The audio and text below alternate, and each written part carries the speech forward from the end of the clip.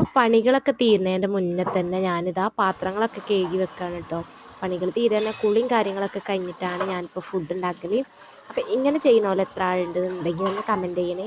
കാരണം ഇങ്ങനെ ചെയ്താൽ നമുക്ക് കൂടുതൽ ടൈം പിന്നെ നമുക്ക് ലാഭം കിട്ടിയ പോലെ ആവും കേട്ടോ. നമ്മളെല്ലതും കഴിഞ്ഞിട്ട് കുളിയൊക്കെ കഴിക്കാൻ വിചാരിച്ചാൽ സംഗതി പിന്നെ നമുക്ക് ടൈമേ ഉണ്ടാവില്ല. കുട്ടികളൊക്കെ സ്കൂളിൽ പോയി വരാനുള്ളവർക്കൊക്കെ ആകുമ്പോൾ തീരെ ടൈം ഉണ്ടാവില്ല. ഒന്ന് കിടക്കാനോ ഒന്നിനും ഒഴിവുണ്ടാവില്ല. ഞാൻ മക്കളൊക്കെ സ്കൂൾക്ക് പറഞ്ഞയച്ചിട്ട് ഞാൻ വേഗം അകടിച്ചൊരി തുടച്ച് കഴിഞ്ഞിട്ട്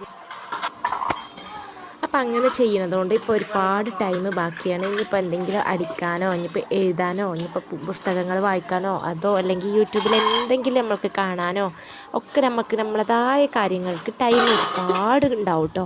പിന്നെ മക്കൾ വരുമ്പോഴത്തേനും ഓൽക്കുള്ള സ്നാക്കും എല്ലാതും ആദ്യം റെഡിയാക്കി വെച്ചാൽ അത്രയും ഈസി. അപ്പോൾ ഞാനിതാ എല്ലാതും കഴിഞ്ഞ് ഫുഡ് ഉണ്ടാക്കലൊക്കെ കഴിഞ്ഞ് പാത്രങ്ങളൊക്കെ ഒന്ന് കഴുകി വെക്കുകയാണ് കേട്ടോ.